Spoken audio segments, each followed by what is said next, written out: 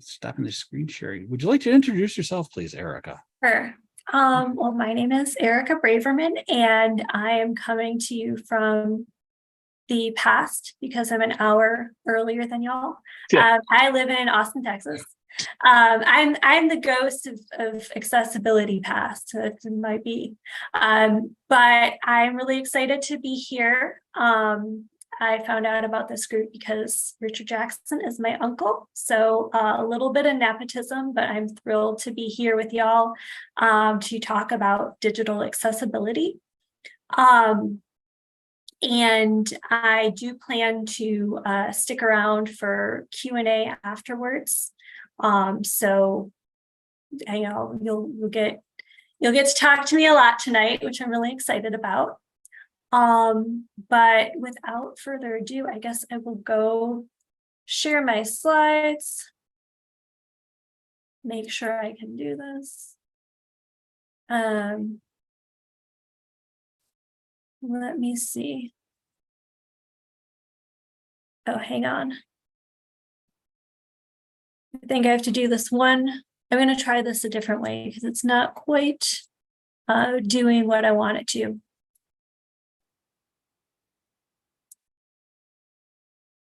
I'm going to share.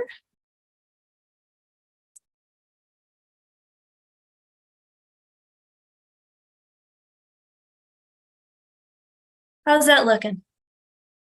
Yay. Hey, all right. So I just had to put it in presenter view.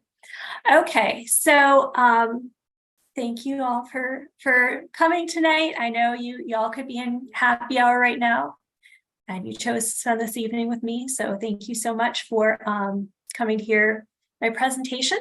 We're going to be talking about just a background and intro to digital accessibility, and just where I'm coming from.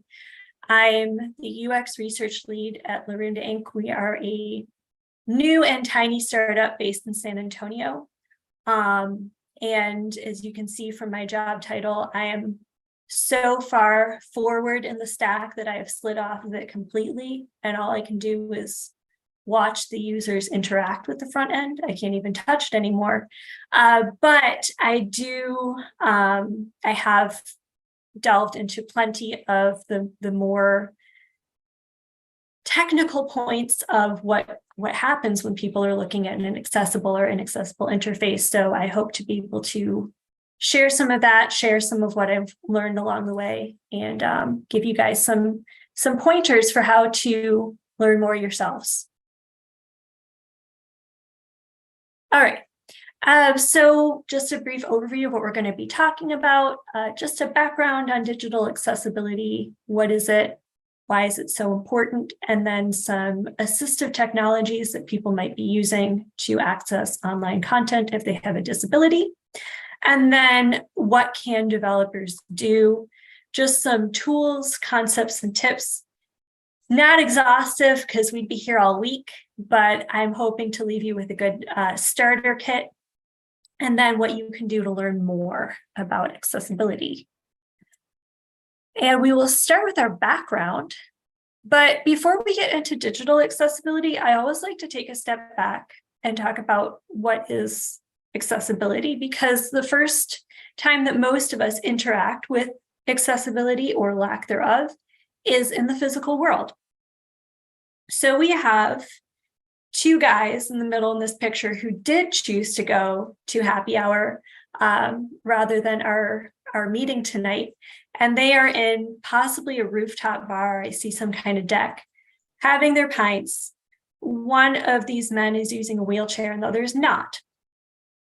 So on the either side, there's two different options for entrances. One is a staircase. The other is a ramp. And as you can probably tell, one of those options is fully accessible to both people in this picture. The other is not. That we would have a party of one if only the stairs were available to get up to this rooftop bar. So accessibility in this case and across the physical world is creating a physical environment where people with and without disabilities have equal access to the space and equal access to using the space so they can get there. The table is at a right height. He can set his beer down. Both guys can set their drinks down. They can have a conversation. The space functions for them. Bringing that to digital accessibility, we start thinking about, okay, what happens online? And digital accessibility refers to that state we hope we get to where websites and apps, anything digital, is designed to function for all users, whether they have disabilities or not. And this can include vision-related disabilities, hearing, mobility, and cognition, which covers a lot of invisible disabilities, people who might have a learning disability, for example, people who are neurodivergent. I've linked a definition, and I have it here on the slide, from the Web Accessibility Initiative. They're a great resource. I'll talk more about them in the learning section. To really make this a granular thing, we want people with disabilities to be able to perceive, understand, navigate, and interact with the internet, the same as a person without a disability can. And we also want to leave an option for people to contribute to the web. Can they send an email? Can they write a blog post? Can they add a picture, leave a comment? They can both take and give content to the internet. And a good acronym for remembering all of this is POUR, P-O-U-R. If you haven't seen this before, this means that your digital content should be perceivable, operable, understandable, and robust. And perceivable might not mean the same thing for every person. If someone is sighted or if they're blind, they might be taking in the same information just with alternate means. Operable, does it work? We all want it to work. Can people understand it? Robust, I'd like to delve into a bit, because sometimes that term can be a little confusing if you haven't encountered it before. That just means, can your content function on different operating systems, different browsers, different devices and screen sizes, or are you getting the dreaded, we recommend using this page or opening this form in Internet Explorer on the eve of the full moon with an ambient temperature of 75 degrees or higher, and that usually means that something's going to go wrong. So why is digital accessibility important? We might have an idea of why accessibility in the physical space is important, but what happens when we take this online? Around 20%, and this is, I think, one of the UN health committees put this estimate together, around 20% of web users will have a disability at some point in their lives. This could be a permanent disability, like this image of a blind man using a white cane. This could be a temporary disability. We have someone with a bandage on their head. This is based off a coworker I had some years ago who had a rugby injury. She had a concussion and she could not access digital screens visually. She couldn't look at a computer screen until she healed up, just because it was really too much sensory overload for her. Aging or injury can be a factor. This is kind of the first generation where we're having people starting to get age-related disabilities, loss of vision, hearing, cognition, mobility. And those people are big tech users. That wasn't true before. These people want to keep using the internet, so it needs to be accessible to them. And we have our couple here. And then situational factors as well. Living in Texas, we have a lot of sun. So I used an image of a guy holding up his hand to keep the glare out of his eyes. Sometimes that glare or other factors around you might make it difficult to access digital content. Like if you want to listen to a podcast, you don't have your headphones and you're in a really loud space. So accessibility can improve the outcome, can improve the experience for all of these groups. Not everyone has a permanent disability in this group, but everyone benefits from accessibility. So what happens when someone comes to a website and it is not accessible for them? The first thing they might do is just leave. They might click away. So you're losing traffic, you're losing customers, people are losing information. You might be the best place to get that information, but if you're not accessible, people can't get that information. There's a financial outcome, and I'm going to use a term from actually the UK. They call this the purple pound. Purple is the color that people typically use to represent disability rights and accessibility, and pound is UK currency, so they call this the purple pound, and it refers to what is the spending power of people with disabilities and other people in their households. It's significant. You extrapolate that 20% out, and you're looking at a lot of e-commerce, other financial transactions that you need to be accessible to take advantage of. And then last but not least, digital accessibility can have legal implications as well. Around the world, digital accessibility falls under different regulations based on wherever you are. But in the US, two things that will come up for you. First of all, if you've heard of Section 508, that refers to government websites and communications. And then for anyone who wants to contract with the government, they have to demonstrate a certain level of digital accessibility. And then the Americans with Disabilities Act can apply to websites and other digital resources. And that level of how much does it apply is increasing. We're starting to see stricter legislation on both coasts, in New York and California, and like all style trends, we're expecting that to come inwards. And then last but not least, actually I would call this one the most, digital accessibility is the right thing to do. You are making the world a better place. You're making the world more equitable, and you're making the online world more fair when you make your content accessible. And this extends to everyone, whether they have a disability or not. You're helping people get jobs where they can work remotely because they need the internet to do their job. You're helping people connect with volunteer opportunities, engage with civic opportunities, find information on where they can vote, who they're voting for.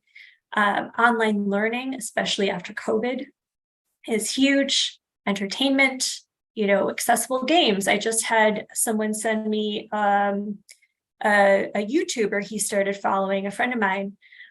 He's following this guy. He's a blind gamer, and he's talking all about different video games that he plays and loves that are accessible to him. And then all the communication we're doing online, things like this, right? This platform needs to be accessible for everyone to enjoy it. And this really extends to everyone. If there's an author who I love and they're publishing their work on their website, right? And they have a disability and they need things to be accessible for them to publish their work. They need an accessible editing tool. And that's not there. I'm going to miss out on reading what they have to say. Maybe I have an opportunity to take a class with a really great professor, and they have a disability, and the learning platform has to be accessible for them to put out their course content. So really, you're helping everyone out when you make the world more accessible. Last thing we're going to talk about in our background section is assistive technology. And I want to talk a little bit about this because this is a piece that it's good to know about. If someone is using assistive technology, which is any kind of product or equipment or systems that help someone with a disability learn or work or do their daily routines, you might not know that someone is using this to get to your website because the internet is such an asynchronous place, but it's good to be aware of what people might be using and how it works. I have linked the Assistive Technology Industry Association if you really want some very extensive background on all these technologies, but we're going to just do a brief overview. These technologies can be software-based, hardware-based, combination of both. And again, in the spirit of starting with the physical world, some examples of assistive technologies that people might be using offline. First of all, noise canceling headphones for people with different sensory processing disorders or autistic people. Sometimes this is really huge for helping them navigate a large or crowded, busy area. And then wheelchairs, we have a team of wheelchair basketball players, and for them to access the court and be able to play the game, they are using a wheelchair to navigate. So what happens when we take this online? What are some common assistive technologies?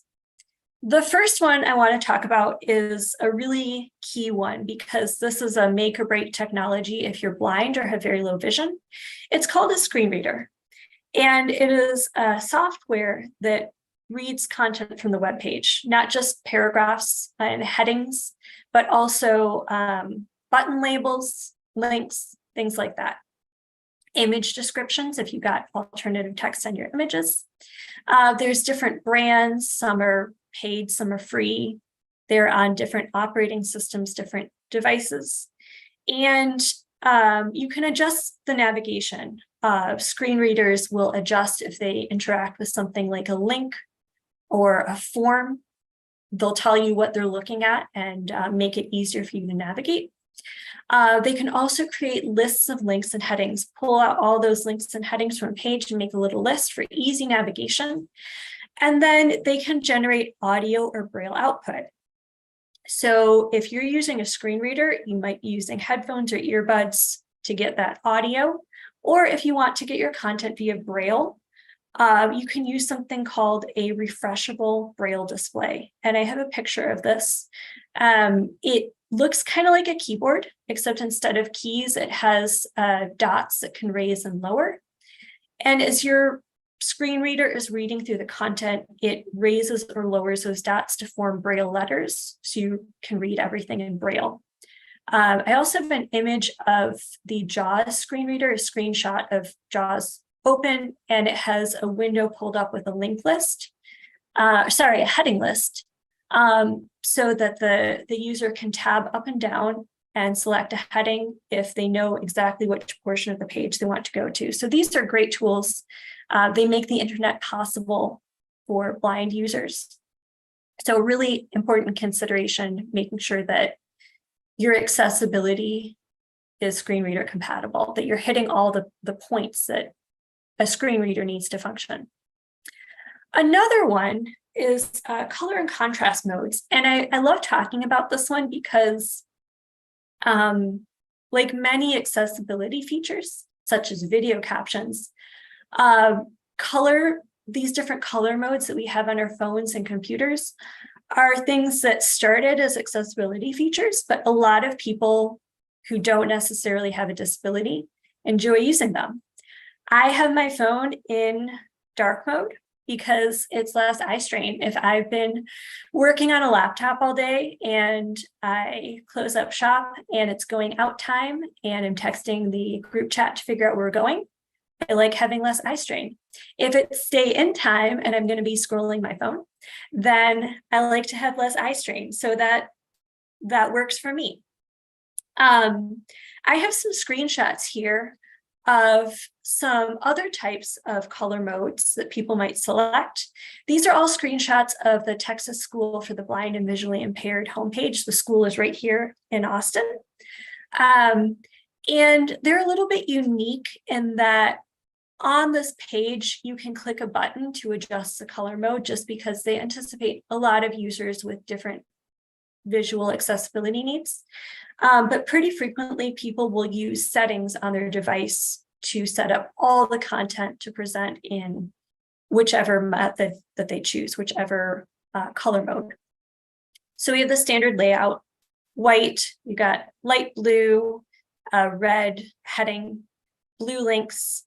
But then for people who need black on color, depending on your light perception and color perception, your level of vision, this can be easier for you to navigate. It's bright yellow background with black text.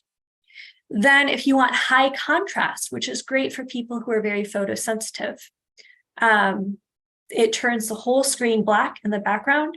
It's a little bit different from dark mode in that in most dark modes, the text will show up as white or light gray. This text will show up in bright yellow, bright purple, usually for links, and bright green. So you can see a bright green heading there.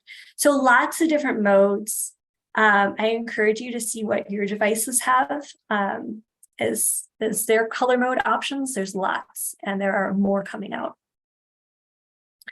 And then the last main thing we're going to talk about, because this is one of the few examples of computer assistive technology where there is an analog, completely analog device, is alternative input devices. There are many of these, and these are great for people who have limited hand strength or dexterity or don't use their hands at all, because this allows them to enter text, click buttons, everything on a computer without using their hands. This would be things like if you've used Dragon Speak or text-to-speech, kind of like Alexa, that would be voice input. So the first one is a sip and puff device. And this is a gentleman in a power wheelchair, and he is breathing into a tube. And he's using his breath to control a cursor on the screen. I like to mention this one because most sip and puff users use another accessibility feature, which is magnifying the screen. You don't get a ton of precision with a sip and puff, although it is a huge game changer for people who don't use their hands. So using this device in combination with magnifying the content on the screen makes small clickable areas larger and easier to access. So he's controlling a cursor and he's making more real estate for himself to click into. Then our analog example is a mouth stick or stylus. And we have a young lady here. She is using a stick in her mouth to tap on an iPad to make selections. You can also get these on kind of a headband that goes around your forehead, and the stylus comes out from your forehead. And that's great if you find it arduous to hold something in your mouth, if that's hurting your jaw. So different options, but no electricity required on this one. So I do like to throw it in as an example of the wide range of assistive technologies. And there is a wide range. I have some other examples here. There are many more. We talked about voice input. There's Braille output. There's also Braille input. There's alternative keyboards. People have large screens, captions on videos, joysticks, sticky keys. If you've ever accidentally turned on sticky keys and wondered what that is, that helps people who get hand pain from repetitive motion, things like that. So lots of different options here, and I really encourage you to check out some of these assistive technologies. Now we're going to move on to how developers can help. What can you do to add accessibility to your content and be an advocate for accessibility in the digital world? And before I get into these next few slides, I used to be a teacher.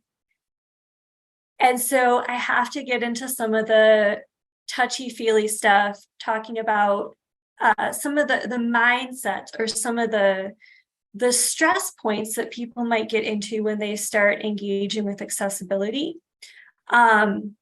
Because if you start advocating for accessibility, you might meet people who have some misconceptions or some fear factors about getting involved, and it's good to know how to talk people through those things.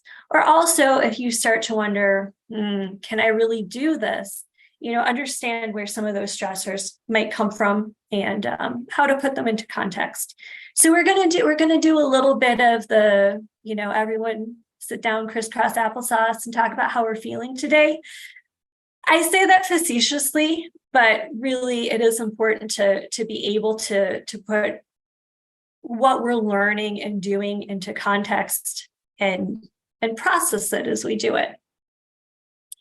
The first thing I want to talk about, I like to call this the myth of the short order cook.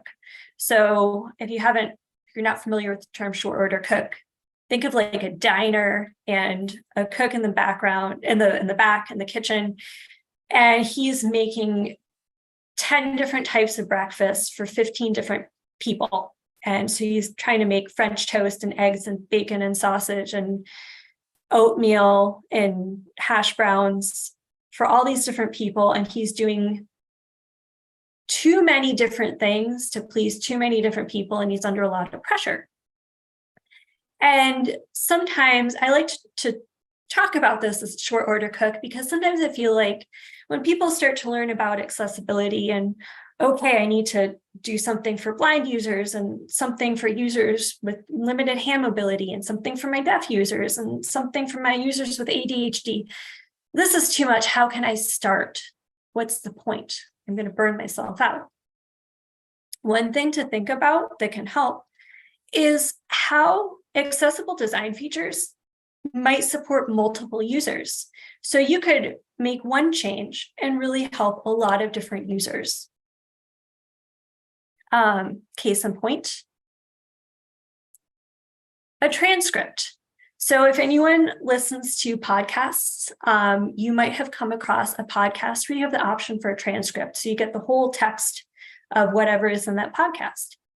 And believe it or not, that a transcript is a great accessibility feature that can help a lot of users. Usually people first think of, okay, who's the transcript going to help? First, they think of users who are deaf or hard of hearing, because having the text is going to mitigate any issues where, hey, audio doesn't work for me, right? But there are a lot of other people who might use a transcript. And that would be users with learning disabilities, if it's helpful for them to have audio and text together. Users with sensory processing disorders, if audio doesn't process well for them. People who have their device on mute. If you're waiting for a doctor's appointment and you left your earbuds at home and you really want to take in that podcast, read the transcript. Or if you can't get your audio to play. There might be some people who want to print the content and annotate the text. That could help a user with a learning disability, or if they just want to get extra information. And then for me, again, teacher brain coming in. I used to be a Spanish and ESL teacher, and transcripts are great for people who are language learners. So this one feature has supported all these users, some with disabilities, some who might not have a disability, but still benefit from that transcript being there. So really the underlying thing to remember is that accessible design is good design. And if you're really striving for good design to support your users, you're going to be hitting a lot of those accessibility points. And when you try to strive for hitting those accessibility points, you're going to be supporting a lot of your users. It goes both ways. The second thing to think about is that, we know accessibility is the right thing to do, but sometimes if we feel like it's taking a long time for us to put accessibility into place, then we start to worry that we're doing so much of the wrong thing while we get up to speed that it's too much, or what's the point? The thing to remember here is that accessibility knowledge takes time. The skills take time to build. It takes time to learn these things. And really, when you talk to users, people would rather have something that is continuously getting better, even if that's small changes, than something that is either all or nothing, and is probably going to be nothing because we can't do all in 24 hours, right? So it's important to keep that mindset where you're continuously improving. You can expect to keep learning and changing and growing. Be prepared to change your mindset and your knowledge base. Now, of course, there are things that really need to be accessible right away, like emergency information and things like that. But those are typically in the hands of, your local city emergency services, right? 508 is helping them out. So you can, if you need something to be accessible right away, is a small diversion from this, look for an example of how it's done, right? But use that as a learning tool. You might need to spend a good hour looking through that page for all the things they're doing. Next time, you just need 15 minutes to skim it, right? Learn and grow over time. It's like building Legos. You might start with one kit and it takes you a while to learn how to build a spaceship. Then you add another kit and you have to relearn how to build a bigger spaceship, but eventually you get better and better. And then you have an awesome spaceship. All right. Teacher time is over. We're going to talk about some of the key things to know about. This is not an exhaustive list, but I'm trying to hit some of the biggies, some of the big things to know about to help guide you towards starting to make your content accessible or learn more about it.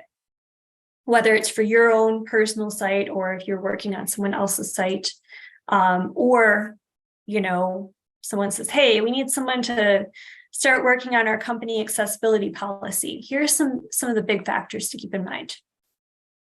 First thing is to know about what's called the Web Content Accessibility Guidelines, or WCAG. This is a set of guidelines. It's developed by committee, people around the world from different industries. It's developed by that group I mentioned, the Web Accessibility Initiative. They have multiple committees all working on this. It's a huge project. And it is a huge document. It's a very extensive set of guidelines.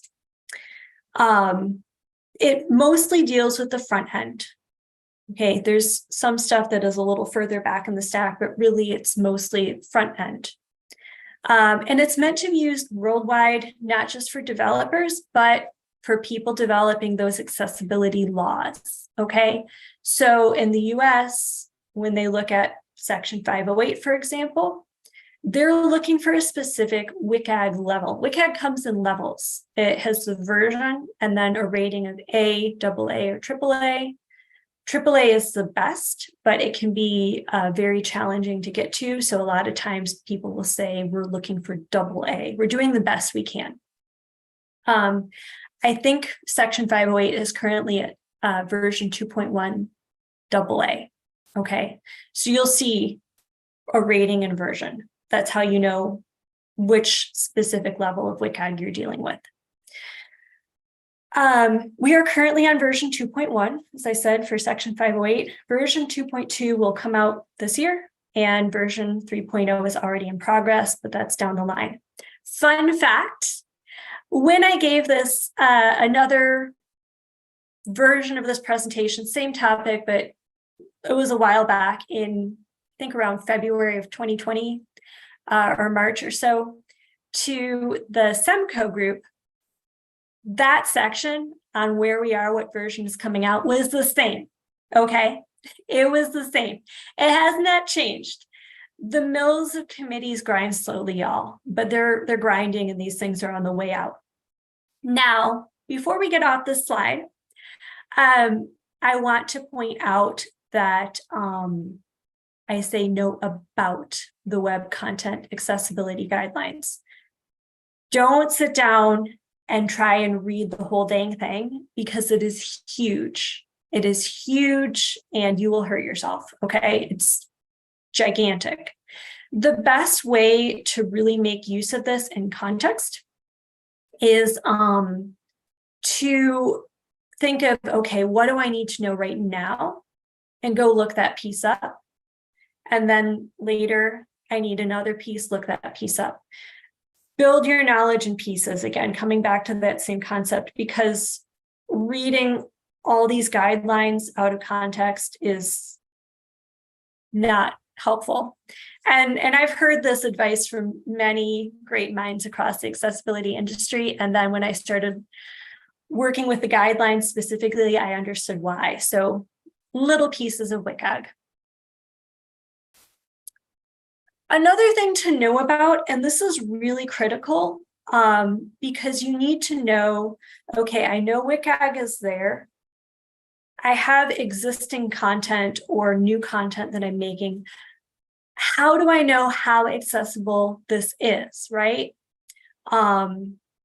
Hopefully you're applying the guidelines as you're creating new content, but frequently we have content that someone else has made or we made a long time ago, and we need to evaluate it, or we want to check over our new stuff before it goes live. That's where testing comes in. You want to understand automated and manual code testing.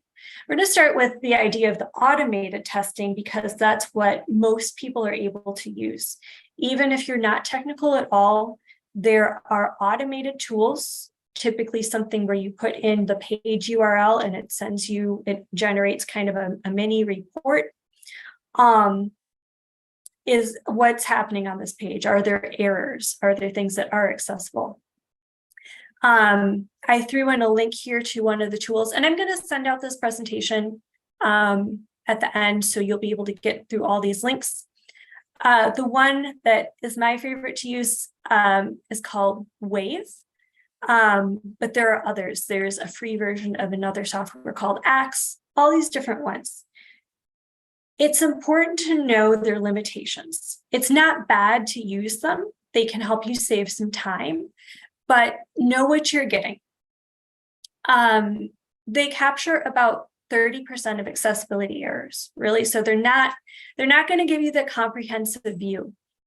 However, they tend to get the most critical issues, the biggest WCAG violations. So it's a good starting point, especially if you've never interacted with web accessibility before. Or you're like me and are the UX person. You know, I want a quick snapshot because it takes me a lot of time to get through things that are more HTML intensive. No. To get the full picture, you need to bring in manual testing as well. So a lot of people who are doing full audits of websites, they're using multiple automated tools that have strengths in different areas, and then they're manually testing as well. So they're actually tabbing around, they're visually inspecting the code. They're doing a lot of different things. I'm linking here a set of bookmarklets, which I think would be of special interest to this group, because y'all are developers. These are put together by a guy named Paul Adam. He lives right here in Austin. They are JavaScript bookmarklets. I personally have not used them a lot, again, because I am not the most technical person, but I have heard wonderful things about them from people whose opinion I can vouch for, people who use these all the time. So I am listing them here as a resource. When you get the slides, feel free to click through, read more about them from Paul, because he knows more about what he's talking about, as a starting point. So here's just a couple resources. There are many more, but just kind of a snapshot of some of what's out there. The last thing I'm going to say is test across different devices, browsers, operating systems, assistive technologies, all the different scenarios, because sometimes accessibility functions differently across platforms. It goes back to that robustness. Something might be super accessible on Mac. Tab navigation works really well for people who can't use a mouse. And then you get over to a PC and it's not working, or vice versa. Different browsers might function differently. Different screen readers might function differently. If you have a free version of a screen reader, there might be things that a paid version does better. So if you're only testing with a really expensive, high-powered screen reader, when things get into the wild, they might not work for people who have a free tool. So don't be afraid to figure out how your screen reader turns on and off. Hop on there, just start tabbing around, listen to what you hear. If you need a little context, feel free to look up on YouTube a demo of what the speech will sound like, just to get some background information. Pro tip, if you're going to turn the screen reader on your smartphone, it will turn on tap gestures, so your usual navigation won't work. Don't ask me how I know this. You can probably guess that I did this to myself. I was doing this on a usability test, an internal test with a blind coworker who was so kind and did not laugh too loudly at me while I struggled to turn off the screen reader. And he was just listening to me cycle through different commands because he could hear the audio. So get some familiarity before you start using these devices or these technologies. Now, does that mean that if you get familiar with your screen reader and you flip it on, you start using it to test your content, does that mean you're going to get the same quality of feedback on screen reader accessibility that you would as if you were talking to an actual blind screen reader user? We call them native screen reader users because they've been using them for a long time. The answer is no. And that's where my time to shine, usability testing. I do want to throw this in here because if you get involved with usability testing or get a usability report back, or you start working on your company's accessibility policy and they want to talk about how do we test our projects, what's going in our definition of done, where does usability testing fit in with accessibility, you might be asked to contribute on this. It's critical to involve users with disabilities in your usability testing. They're going to bring a really unique perspective and an authentic perspective on assistive technology, on the experience of someone with a disability actually interacting with this material. Most of you probably know this, but do your usability testing after you've tested and remediated your code. That will, you will solve a lot of bugs if you do the testing first, remediate, and then you will get the more finer points in your usability testing rather than finding a major error that stops the user from progressing. So remember that order. Very important. I get this question a lot, as well as the one about when do we test? Usability testing cannot evaluate WCAG compliance. That's a very separate thing because WCAG is based on code. It's based on specifics that will be in your HTML and your CSS. The feedback you're going to get from a usability tester, if you've never seen results from a usability test, is going to be something like, well, this menu is working great and I was really happy with it until I got to the section on everything I know to make an appointment, and then it got really confusing. So you're going to get that subjective, real person feedback, still really helpful, but it's not going to be like what you find in your WCAG testing, your code testing that says, well, the color contrast was off. Here's the ratio of colors we got between text and background. Here's where you should be.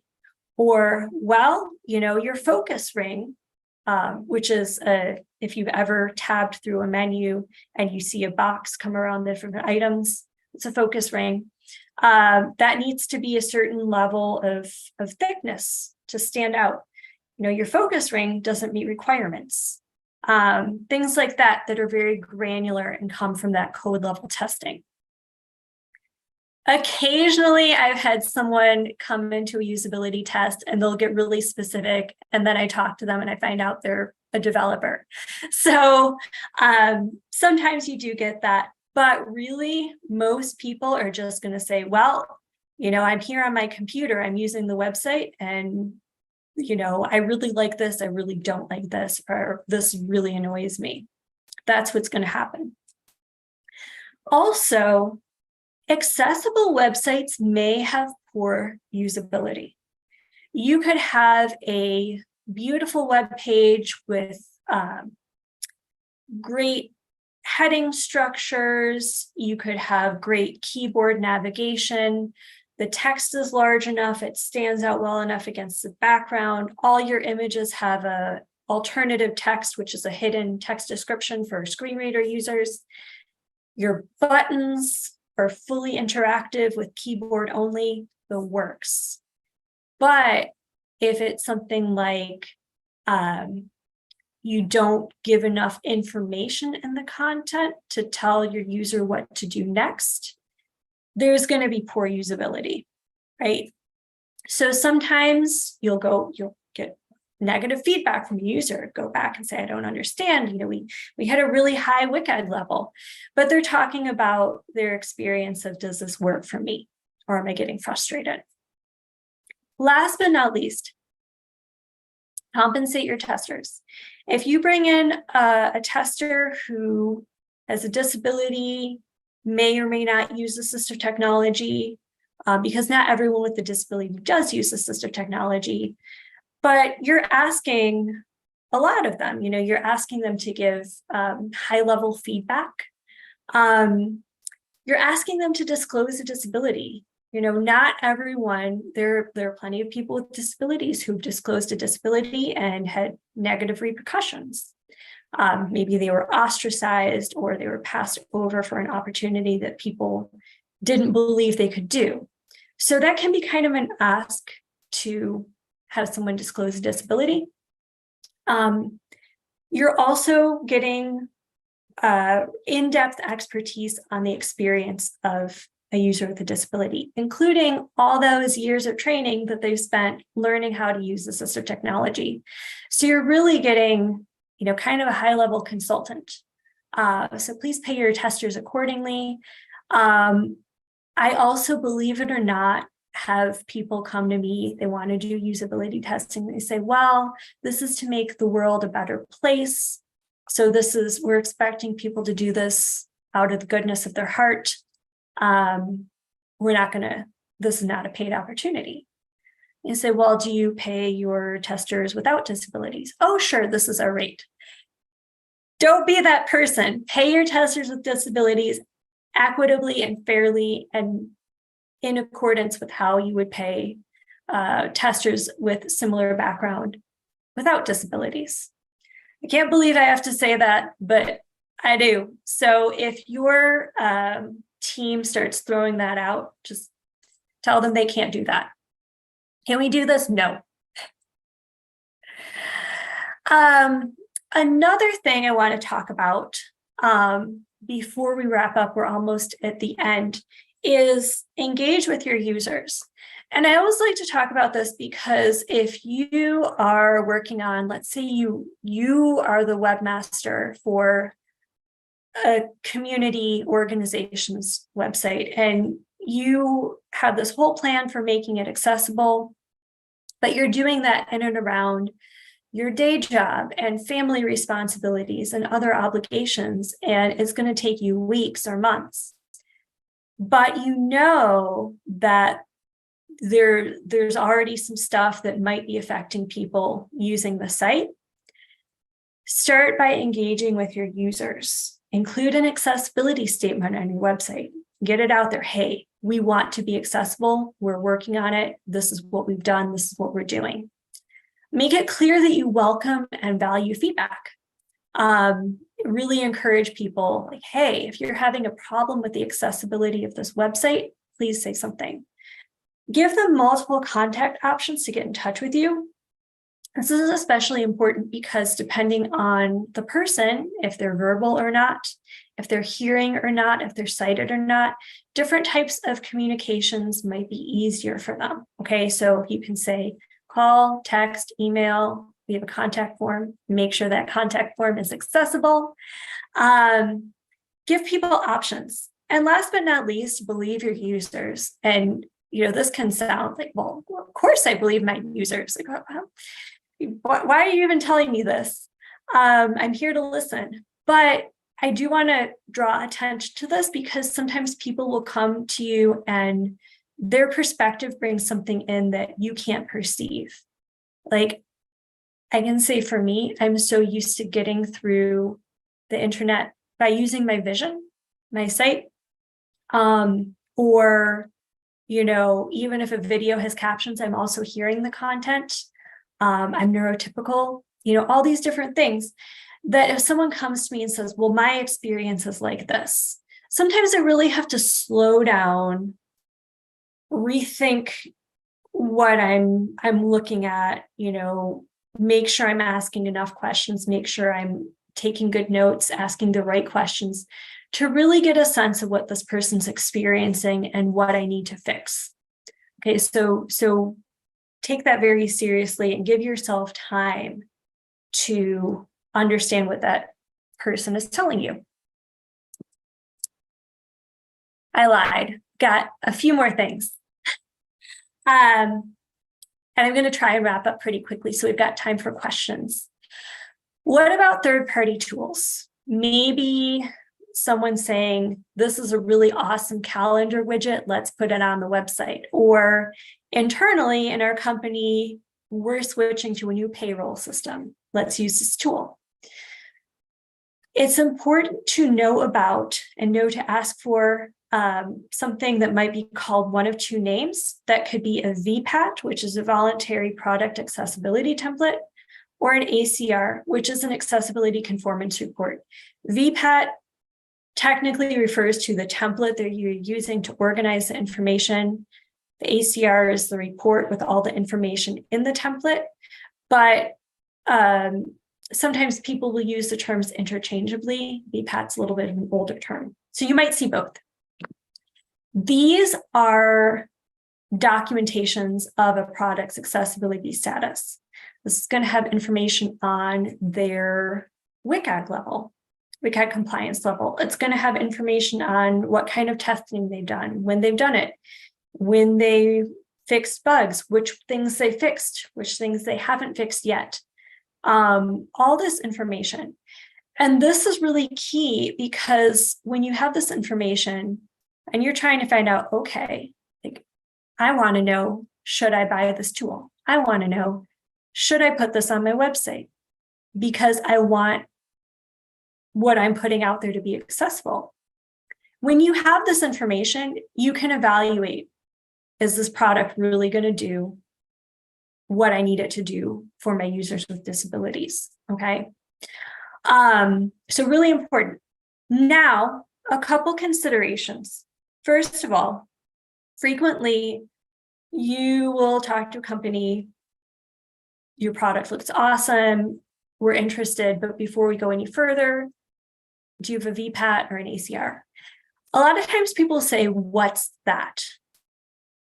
That doesn't necessarily mean that the conversation's over, okay?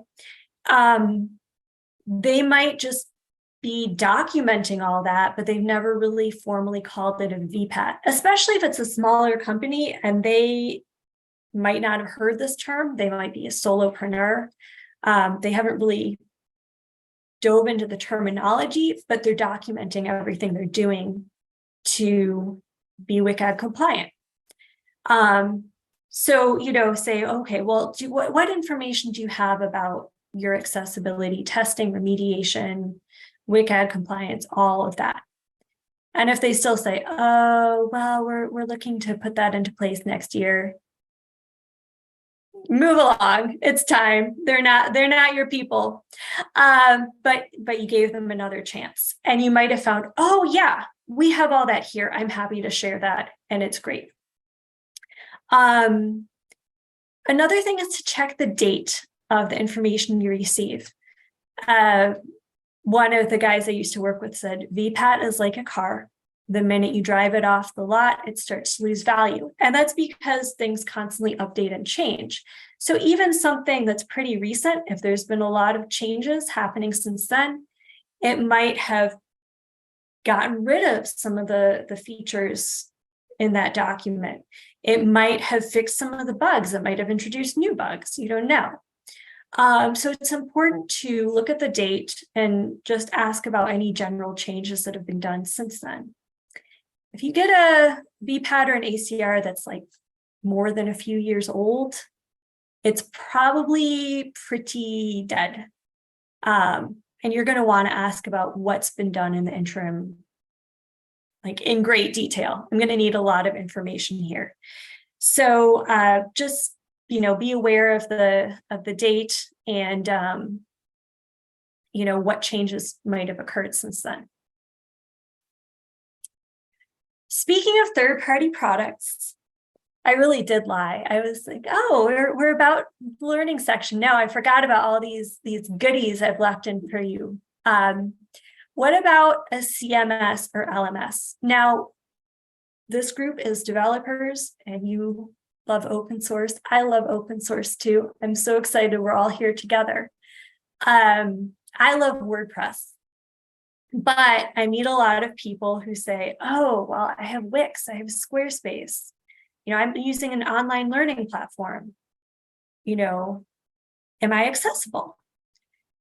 The important thing to know is that many CMS tools on the market today do have accessibility failures. And the extra level of problem here is that you can't do anything about it. Some things you might get some access to the code and you can make some changes. Sometimes you really can't. So whereas something that's hand coded or in WordPress, something goes wrong, if you have the skills, you can go in and change it. You can make that thing accessible, even if it arrived baked in, not where you wanted it to be. Some of these tools won't let you do that. That's really important to know. And you want to think of the content creator as well as the end user. I used to work with a guy in my first accessibility job. He did our company newsletter and he was great at it. When he was not working with us, he was a journalism professor. So he wrote these great newsletters. However, the one tool we could find that would generate an accessible newsletter, so that would mean that everything arriving in your inbox was going to be fully accessible. On the editor side, it was all drag and drop. And that's vision required. You need to use a mouse and know where the cursor is pointing visually. You have to drag things to where you want them to be visually. And that was not accessible to him. So here's this amazing writer. And he had to put his whole newsletter in a Word document and send it to me. Now I could send him a test newsletter and he could make sure that everything was the way he wanted because that was accessible. But he had all the writing skills and he couldn't put it in the tool. So really think about both sides. Again, a plug for WordPress. They do have an accessible editor. Gutenberg is improving, but WordPress Classic will still be fully accessible. I'm not sponsored or paid or whatever, but I really do like the open source. If you can, the more code you can get to, the easier it is to make accessible. But I'm preaching to the choir here.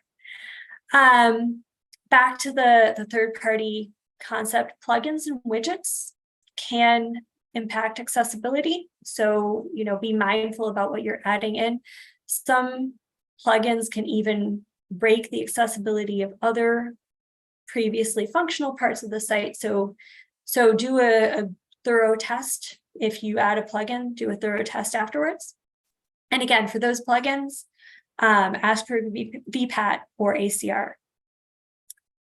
Speaking of plugins, how could I forget?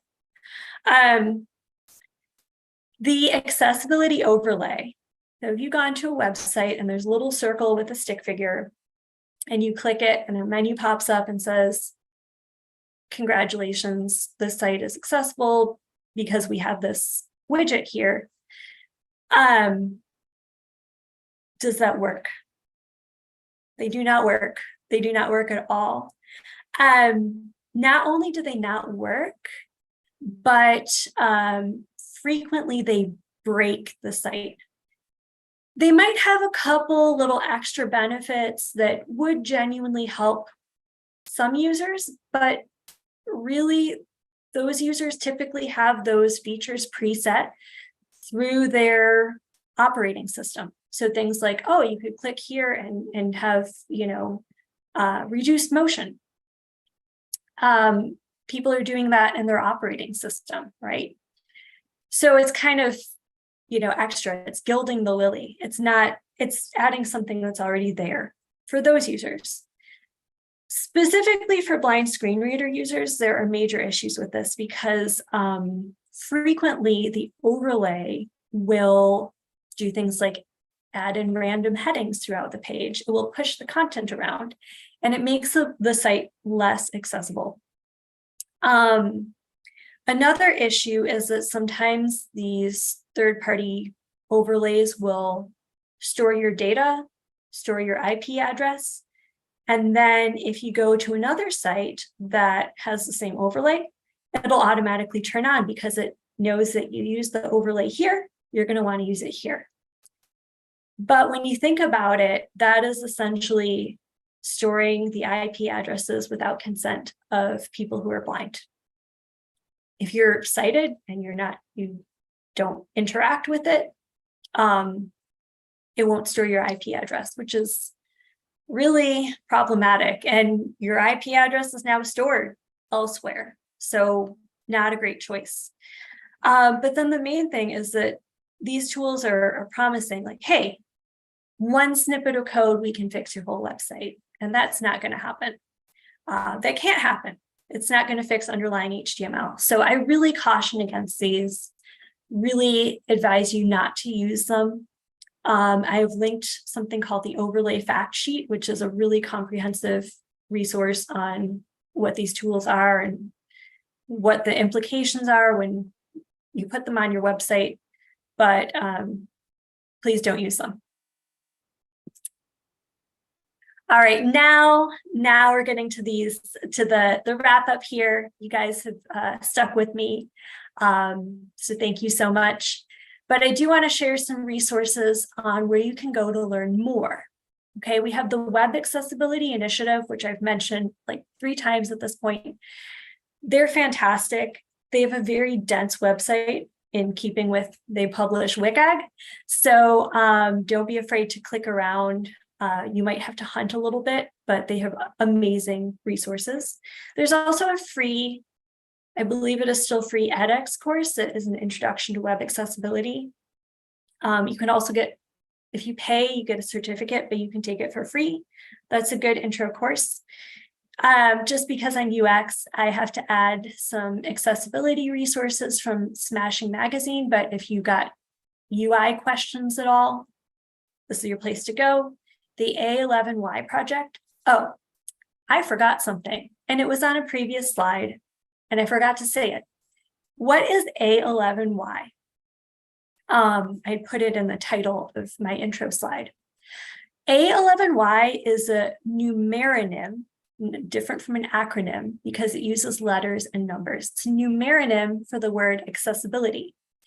The more you get involved with accessibility, the more you will realize that typing accessibility over and over again takes a lot of time because it's kind of a long word.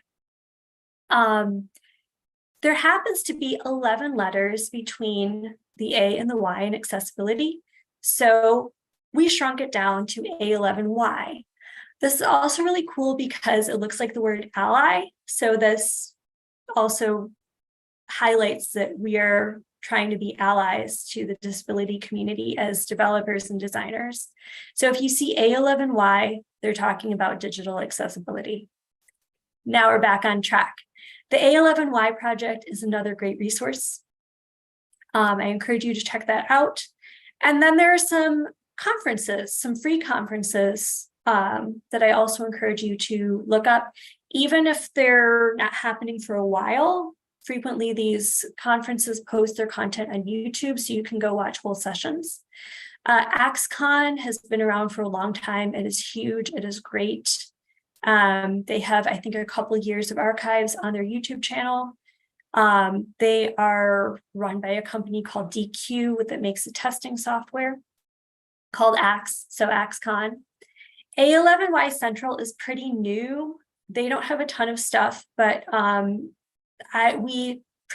company presented at their conference last year, and it was really great. They touched on all aspects of accessibility, digital and otherwise. And a really good friend of mine is on the board, so she's doing a fantastic job. Got to give her a plug, but she really is doing great work. And then Inclusive Design 24, because it's 24 hours, 24-hour-long workshops around the clock. Definitely check out some of that one on YouTube so you're not up for 24 hours. But that one is coming up, actually. That's coming up, I think, on the 21st of this month, so very soon. So I really encourage you to check that out, register, because you've still got time. Teach Access is another great resource if you're at all interested in how digital accessibility gets taught. If you are a web design instructor, computer science instructor, anything like that, this is a nonprofit that is helping to get this information into higher education, teach future designers and developers about accessibility. Nobility is a nonprofit also here in Austin. They were my first accessibility job. And they put a lot of great information out there for the community. They do a conference every May, John Slayton Access U. You can attend virtually, you can attend in person in Austin, come say hi. They have webinars, archived webinars on their website. And they also have an accessible design competition every year. It actually just kicked off yesterday, so their registration closed earlier in the summer. But I encourage you to check that out if you would like to have a fun learning experience. Definitely check out that competition. It's called the Accessibility Internet Rally, or AIR, and that's on their website. And then last but not least, Larunda Inc., aka yours truly and my boss. We're happy to chat if you have questions, concerns, anything like that. I also have my email address here. It's just Erica, ERICA, at larundatech.com. That's LARUNDATECH.com. And I want to just thank you so much for having me here. I've had so much fun just talking accessibility. I do love to talk and I love accessibility. So thanks for sticking with me. I'd love to stick around and answer any questions if you have them. So please feel free to unmute yourself and speak up, or you can pop a question in the chat and I'd love to answer. With my skill set, if I can't answer your question today, I will look it up and get back to you. But keep in mind, I am sliding off the front end, so just be patient with my my knowledge base here. You can also use under reactions, you can use the raise hand function. Oh, yes. I want to try that as well. Yeah, and that's great because, again, former teacher, that is, oh, I see a hand right now from Gib. Yes, hi, my hand is up here. So thank you for this presentation. A topic very important to me for the past 30 years. I had a real good friend who was a quadriplegic. He just passed away about 6 weeks ago. Oh, I'm sorry to hear that. And you know, it's difficult, I guess, for a quadriplegic to prevent infections and that type of thing.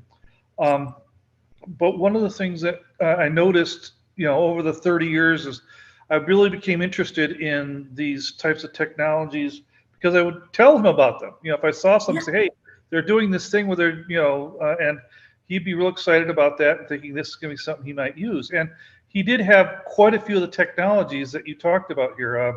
The Mm. drag and dictate thing, he used that quite a bit. And he was an expert with the stick in the mouth and typing things out. And at some point he had tried different things like a little spot on his forehead that would be tracked by his head movement. And I mean, if you can't use your hands, it really is a desperate kind of situation, and you become an expert, really good, skilled at doing other ways of doing it. One of the things that I guess there's like tons of things going on here, but the websites and the sites that you hit on, the things that made it best for him were the things that had a consistent interface. So he had this tool. I don't think you described this one, where it would allow him to use a number like on a screen to tell where the cursor would go, and then select that number, and then that would draw that number into a bigger square that he could then select a subset of that area, and then basically by that method drill down into a real specific spot to click on a spot on the screen. And of course that depended on the screen being consistent and being laid out in a way that was easy to navigate and that type of thing.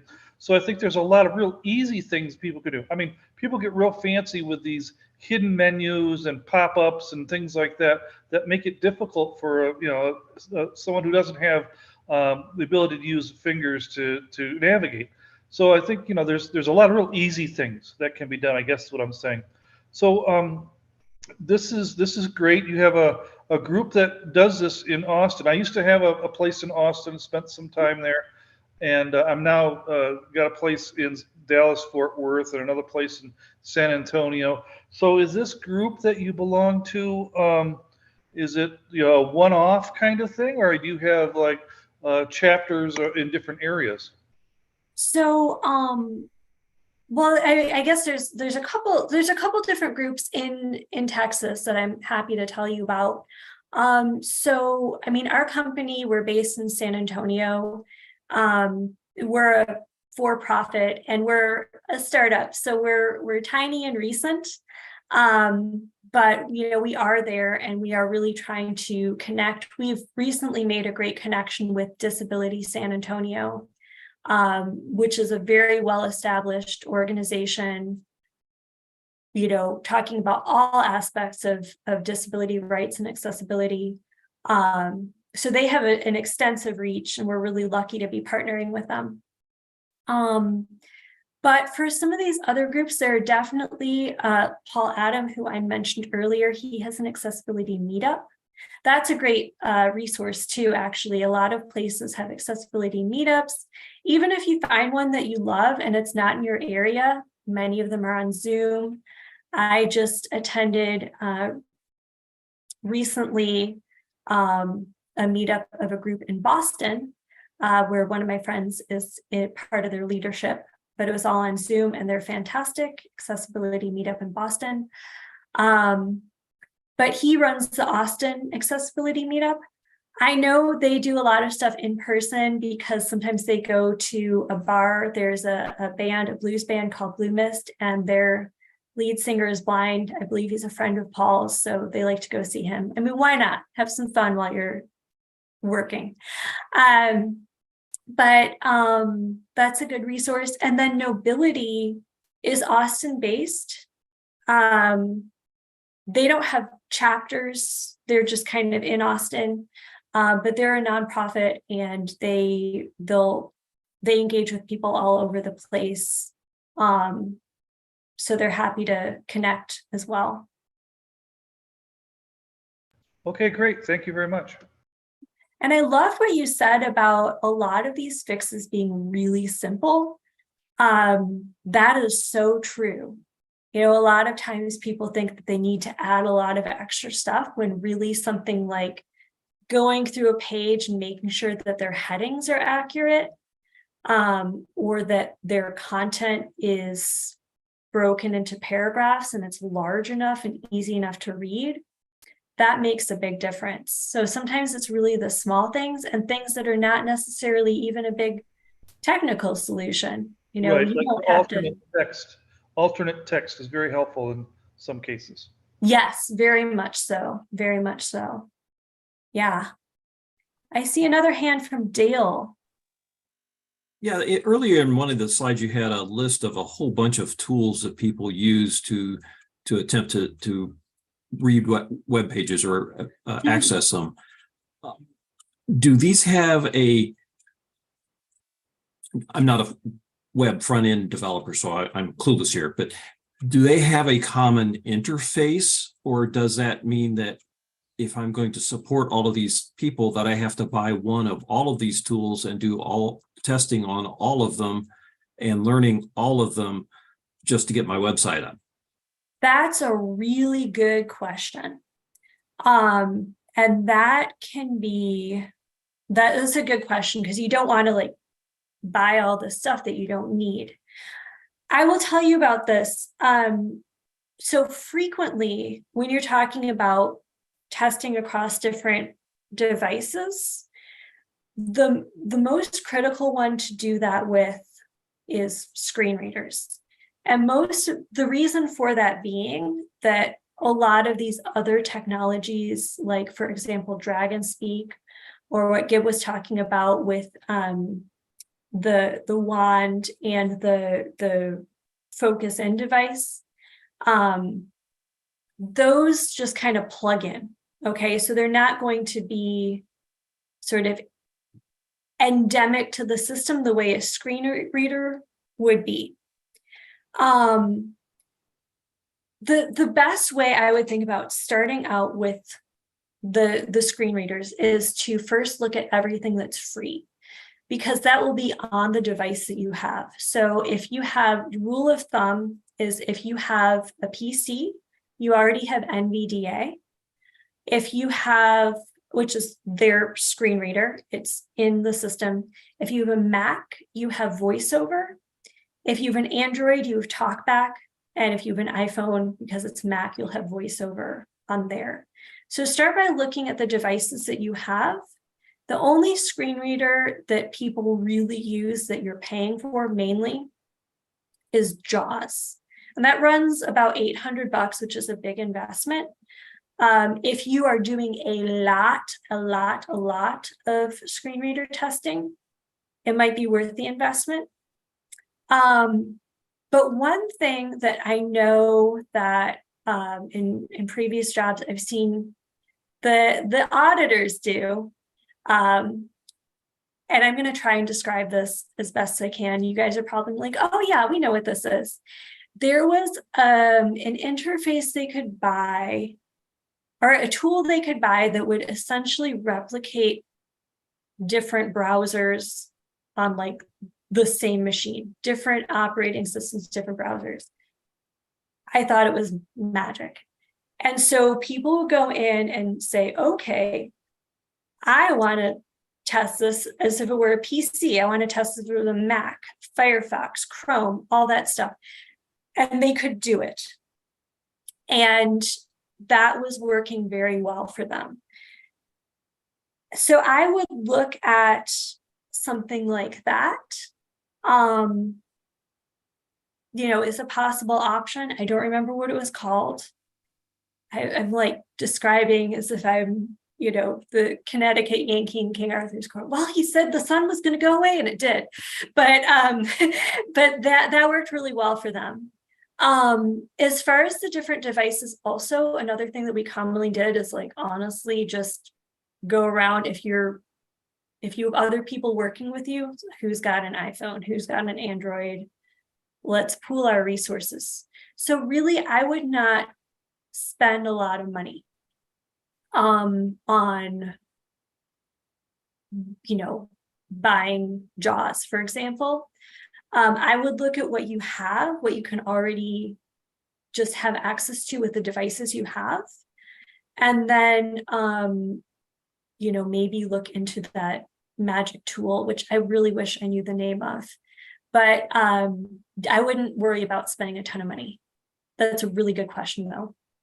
So we use free when available, Mhm. but we still end up having to double or triple our testing effort, correct? Because we're testing our website Mhm. for normal people, and then we're testing the website for all the different kind of disabilities that we want to support as well. Mhm. And all of them on each platform, each web browser, and so on. I would recommend it for like, if you are, so I mean, if you're, but backing up a bit. So if you're doing an accessibility audit, Mhm. this is, we have a big old website. We want to make sure we're hitting, everything we can. That's where you're going to get the most in-depth. But if you're saying, okay, I have maybe a simpler WordPress website, a less complex website is going to do fewer funky things across multiple platforms. I would say this, I mean, the end goal is to get the most testing possible. But if you're wondering, how do I ladder this out? What I would do is say, okay, we're going to start with a really common browser first, something like Chrome or Firefox, and maybe just start with PC, right? Look at your code, use, maybe just start with one automated tool, add things like alternative text, make sure your headings are good. And then the next time you can do a cycle of testing, maybe try something different.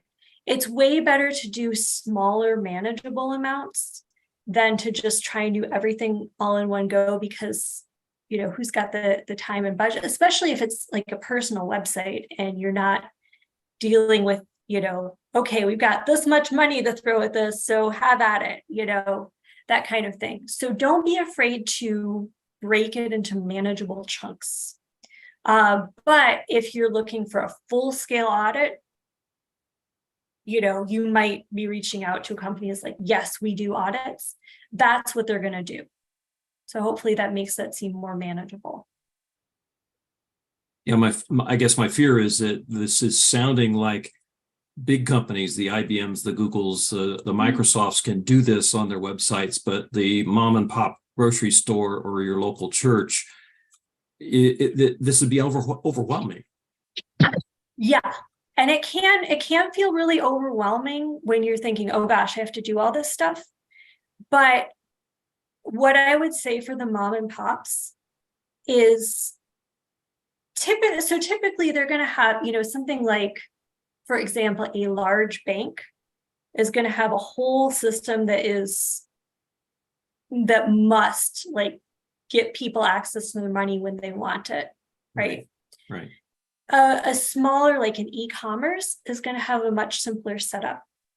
So I think it's important, and I do want to, kind of revisit this, because I don't want anyone to feel overwhelmed when they're looking at, okay, this is what a full-scale audit is, and thinking, how can I do that? So I want to stress that, there's a range. Frequently, I just jump in and start with that Wave tool where I just paste the URL in and it gives me a mini report. I work on a website for a music festival. It's a relatively simple WordPress website. You can buy tickets to concerts and workshops and things. You can find out when things are, there's a menu, stuff like that. I have found that for something very simple, those simple automated tools take me relatively far. If I was on a big complex website, I would not get very far at all. But then I always like to go through, and for example, things like, we always put up pictures of who's going to be performing in the concert. So I always double check the alt text. We always love to put up a picture of the poster. So I always love to have a description of this is what's on the poster, things like that. And I will go through and test the tab navigation and make sure that there's nothing that people can't get to. So I've kind of put together a smaller mix of, I'm a volunteer, right? I don't want to think this is so huge, I can't do anything. I have a couple things that I put together to do the best I can. And occasionally there will be something where it's like, I'm going to ask a friend or colleague, how would they address this? And then I'll replicate what I can of their solution. So typically the small mom and pops can get a lot farther with a smaller battery of testing just because they've got less complexity that they're working with. So hopefully that answers some of the question, but you're absolutely right that the big places, especially people who are pushing like IBM, like really intensive things, they have an in-house team. I used to work with the woman actually who worked in accessibility at IBM for years, and she's fantastic. But they were dealing with really complex things because they had really complex stuff that they were sending out. So yes, definitely I should have been more upfront about that. Proportionate to the size of the website and the complexity of the website, is where your sweet spot of testing is going to be. You want it to be doable, so that it can actually get done. Yeah, please. Yeah, we don't want to like make things impossible for people, because that's like the worst thing you can do. Even if you make a small change, that can have a huge impact. Like the alternative text, just going through and adding a little description to your pictures. If you're selling 5 different sweaters on a simple retail site, that makes a huge impact. Mm-hmm. Well, it sounds like those kind of things would be generally best practice for that kind of a website. Yeah. And I guess I would hope, having never used one, that the website template builders would already include that capability, so that people who are building the beautiful website that takes them 15 minutes to create already get that capability. That is what we are pushing for. And to speak to that a bit more, what I would like to see, there is, unfortunately, the larger CMSs that have money and resources and a big team, to me, I don't think they have much excuse for saying, oh, we're not going to do this, or, oh, that's not a priority, because they know they have big teams of developers, they have big budgets, they have big capacity for adding and training and things. Whereas someone who says, okay, I make custom furniture, I need a website, I have a bakery, I'm an accountant, I'm an attorney, setting up a website, they probably won't have the background. They might not know that these things are built in. So my thing that I kind of want to put out there is, if you see something inaccessible on a big CMS where they've baked in something, you cannot change it, I wouldn't be afraid to, I have reached out to CMS companies and said, hey, I just want to let, do you have this? I went looking at your sample site. I need this. Where is it? And they say, oh, well, we can't, we're thinking about that for the future. Okay, well, I'm so sorry. I have to move on because, I really need this. We have website users with disabilities and I have to have this for them. So don't be afraid to raise a little hell with people who are putting something out into the world and just kind of banking on people not knowing that they're paying for something that they should be getting and they're not. Mm-hmm. So they know better. And I would love to see those CMSs all become fully accessible, but I think more people need to be aware and irritated when they're not getting what they're paying for. Soapbox. Descendant. All right, it looked like we've got Jim and Craig who've been waiting very patiently. Thank you. As a good discussion though. I guess, how do I make my hand go down? There we go. I just wanted to say that, well, first of all, thank you very much for coming tonight. This is You're welcome. most excellent. I really appreciate it.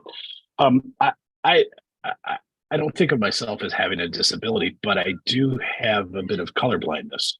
Mm, And boy, the number of websites that don't get that. um, for me, you can hear my dog. She's wanting me to pay. He's wanting me to pay some attention to him. Where I find the hardest time is error messages.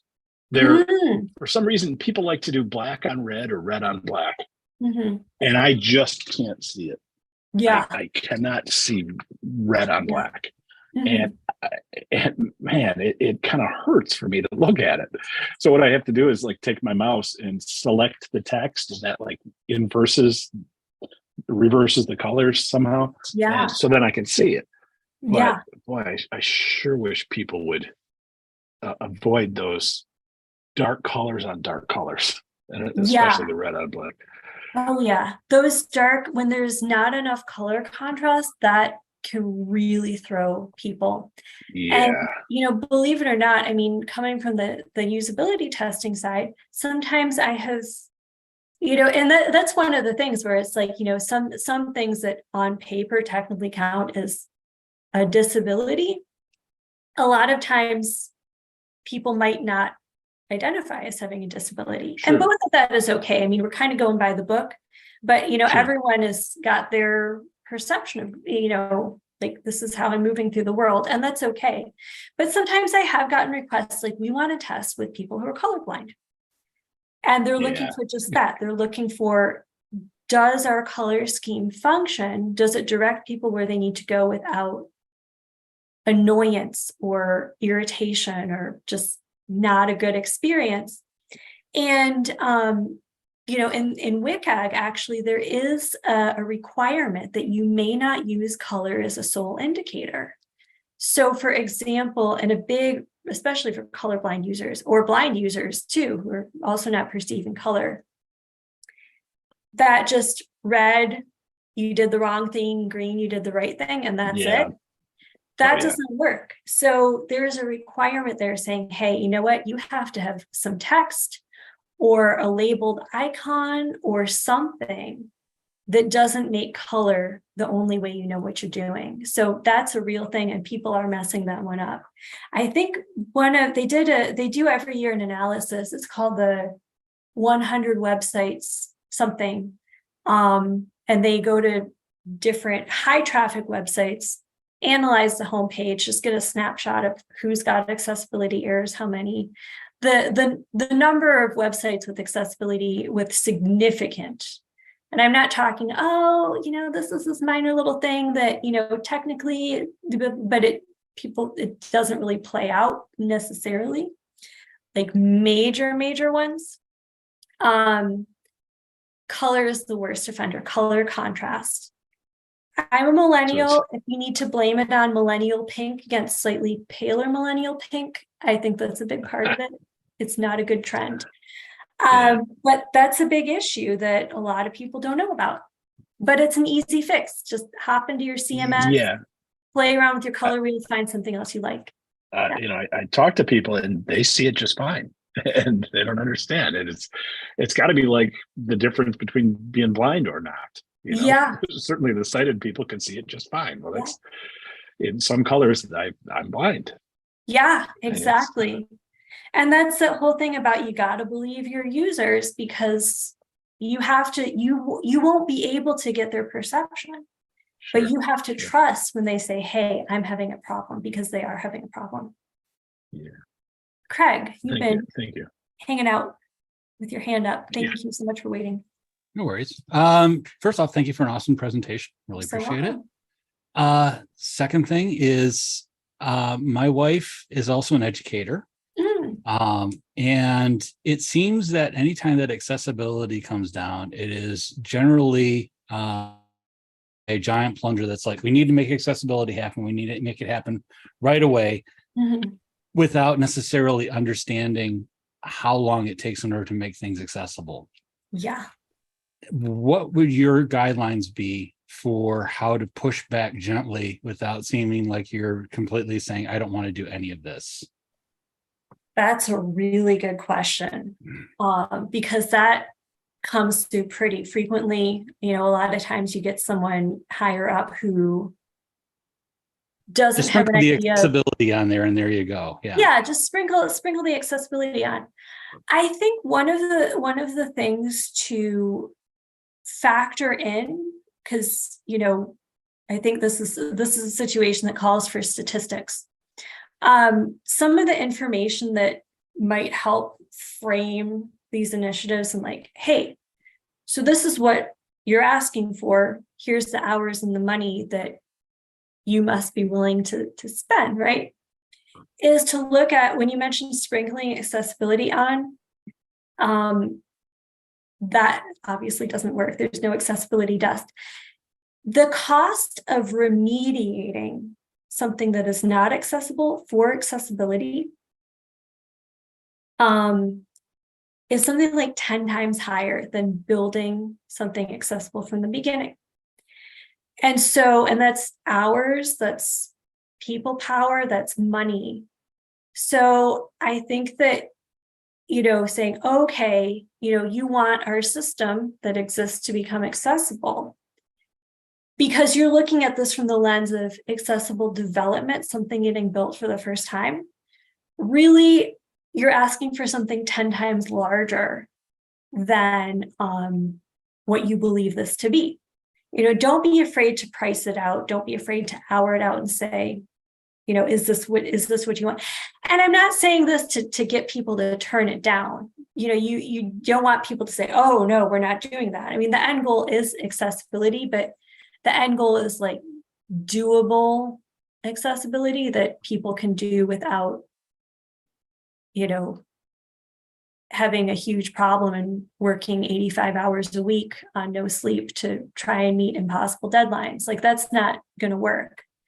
So I think that is, you know, getting, you know, you're coming in, you're on the side of the accessibility evangelist, but you're just, how can I help you make this possible? Because right now this is looking like this, you know, we have these other things. How can we work together to make this doable? Now, not everyone is going to have a positive outcome to that conversation, because departmental drama is real.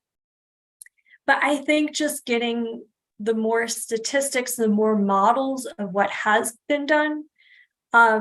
You know, if you're using a system, they want to bring tools in and they haven't verified that the VPAT or ACR is there yet, because that will do a lot of the dirty work. You know, if you can concentrate on getting stuff that's verified and you've got the documentation, rather than now we have to go through and do that, that's going to be very helpful.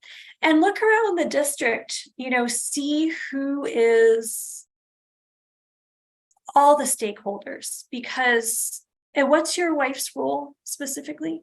She is an instructor at a community college. She's an instructor at a community college. Yeah. So get in touch with the, you know, who's in the accessibility department that might not be pushing for the sprinkling of the dust. You know, is there a voice of reason there? Talk to IT, talk to other professors. I apologize for interrupting. I said I apologize for interrupting. No, that's okay. It seems anytime that accessibility is brought up, they get into this kind of panicked fetal position. Yeah. Because unfortunately, accessibility tends to be wielded like a club. And by and I don't necessarily mean this is in a bad way. It's more of a, we don't want to get sued, sort of thing. And because it's like, if we don't make all this stuff, we are putting ourselves in a liability. Mm-hmm. And unfortunately, that is what everyone starts freaking out and running around like everything is on fire, because there's that huge fear. And I guess my bigger question on this is, how do you get everyone to calm down a bit and say, this is going to take some time? Yeah, and that's a really good question. Because you're absolutely right. People do panic about accessibility, especially in the context of we might get our pantsuit off, because there are, that's not an unfounded fear. There are plenty of, there's a wonderful woman who we used to work a lot with in my previous job. She's a digital accessibility attorney, and she calls them drive-by lawsuits, just boom. And it might not even be someone who goes to the school. I think what is helpful there is to, in a community college, it's already a big system, but I think just kind of like, you get this initial club, oh no, we just figured out that this has to happen and we've never done it. And then you're panicking, but you're also panicking in a vacuum. And I think that is one of the biggest factors that drives the panic up, because you're ashamed. Think, oh gosh, no one else has this problem. We can't do anything about it, without exposing our dirty laundry that we haven't done this, and we don't know what to do, and we don't know who to talk to. There's enough of a push for accessibility in higher education. It's growing. It's not perfect, but there are more and more people looking at this, so that organization Teach Access, because this is post-secondary education, they might be a really good resource. Talk to other community colleges, talk to colleges with, really big digital accessibility initiatives. There's a program out in, I think it's Washington University. It's called like the Do It program or something. If you look up Do It Digital Accessibility, it's a really great resource on accessible e-learning. Don't be afraid to talk to people who have already done it to figure out what do we not have to do to reinvent the wheel, and also like what's the real trajectory out here that this is less of a fire than we think. Everyone's working on this, but I would say, don't be afraid to get out of the vacuum and look for people who already have something that you could start maybe seeing, would this system work for us? It is a big project. I'm not trying to minimize like, oh, everything's fine, because it is something that people do care about and people really stress about.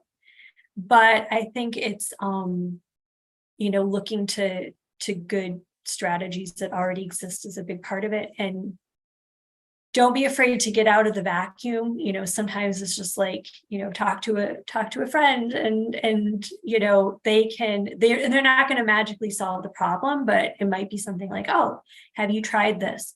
Oh, okay, well, we budgeted 6 months for this, and we really had to not go below that because here's why. So getting more information from someone who's already done it before, I think also might be a good, and I'm happy to help make connections. I think this is a very important thing myself. And I'm, some of these programs, I'm like, yeah, I think this is called this or that, I'm happy to start looking up some stuff that might be helpful. So definitely get in touch with me afterwards. And I'm happy to do some sleuthing, because, people I've met at conferences or people who are getting into this, I'm happy to work on that. Thank you. So- Appreciate that. So would something like him actually throwing the wave That's a site very at it just to see if it gives him some idea of how big a problem do we have? That's a really good question. Like just looking at the wave, I think that would be something that you might want to do with your small group first before you show it to your department head, especially if they're not very technical. These different tools generate the reports looking in different ways. Right. And everyone knows the ins and outs of like how that person's going to react. And I would say, as with anything, do a test run, see how it looks, because if the report comes up and there are factors that would appear as an emergency to that person or look scary to that person, you might want to say, oh, okay, we won't show them this thing, or maybe we'll just jot down some of the main points and put it on a nice slide for our next meeting. Things like that. And that could be a good thing. You might say, okay, well, you know what? Here's some stuff that's already working really well. And whether you choose to show that as the actual result that comes up on the tool, or you take some good points down, yeah, that's expanding out from there a bit. One of the best things you can do if you're concerned about legal action, just keep a log of what you're doing. And this might be something that is coming from different departments, the IT department, this department, that department, anyone who's working on the digital materials, because if they're saying, oh yeah, we've been consistent with our testing here, that is huge. If you're saying, well, actually, we are working on accessibility. We've been doing this. We're committed. We're willing to work with you, work together. So I think, that is a good point about using maybe a tool, or maybe just going through, for example, if it's curriculum, saying, okay, here's a document I'm sending out. Well, look, here's some things I'm already doing. That can be a big help. But I would say just know your department and know how they're going to, think about, okay, how's this person going to perceive this information? And then any tool that's going to generate a report or show something, look at how that's going to look and act accordingly. The reason why I say this specifically around Wave is because it puts all these icons and stuff all over the page. It gives you like all this is here, this is here, this is here. Sometimes they're saying, oh yeah, we've checked and you have a page title and it's here. So we're putting this here to let you know there's a page title here. But if you have someone who would look at all those icons and immediately think those are all errors, they might panic. So for example, so just kind of look at what that's going to spit out before you just unveil it at the next team meeting. Uncle Richard, you got your hand up. I think you're muted.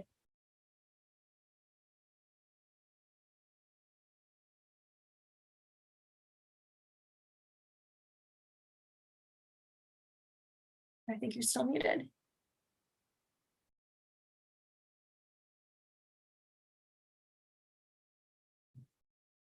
There you are. Okay. Are there companies like maybe even the one you work with that somebody could just hire to help them solve the problem? Excellent product placement for your niece. Yes, we can. We do that. We audit. We can do usability testing. We do trainings and remediation. Obviously, we think we're pretty cool. But there are a lot of other companies out there. There are large enterprise accessibility companies. There are smaller shops as well. So yes, if you depending on size and budget and considerations of the project, if you're thinking, wow, this is a lot, or we want an extra set of hands, or we want someone to work specifically on this, train our team. There are different services programs who can support you in that. So, obviously Larunda Inc., we are here in San Antonio, ready for you. But, there's DQ, there's Intopia, there's Tetralogical, around the world, these different companies, there's all these different places. If you're shopping around, which I mean, you know, you should, don't just pick the first one. You know, I'm saying this is like, well, you know, I don't want to toot my own horn too much. I mean, obviously, I love where I work, but you want to make sure that you're looking for the place that's right for you. For example, we're really small. If you have a giant project, a team of 2 people may not cut it, right? So look at the company size, look at their client list, you know, see the size of the companies they've been working with. A lot of times it can be helpful, you know, see what conference talks their leadership is giving if they specialize in a particular area. So don't be afraid to shop around a little bit. Look for the services you want. Make sure you know what you want, the difference between code level auditing, usability testing. Some places will help you with remediation, others prefer to not touch your stuff. So just, you know, don't be afraid to ask. And yes, you can do that. You can hire extra hands to help you with larger accessibility projects, or if you don't have time, smaller accessibility projects too. Thank you. You're very welcome. Thank you for giving me an opportunity to advertise. Any other questions? I don't see any more hands coming up in, I'm going to stop the share. I realized I've left my screen share on. Just, I want to check the chat, make sure I'm not getting any extra questions. I don't see any more questions, but if you have any more, just throw in last minute or email me, feel free. Well, this has been most excellent. I really appreciate it. Well, I had a lot of fun. You guys had great questions. I have to admit, I was thinking, oh gosh, you know, I'm open source developers. They're gonna, you know, we hope we have a good meeting of the minds here, that I can talk to something that, you know, they meaningful. But this was great, and I thanks to everyone who came today, everyone who asked a question. Please don't hesitate to reach out. I'd love to stay in touch. And I had so much fun. So thank you for inviting me to come and talk accessibility with y'all. Thank you.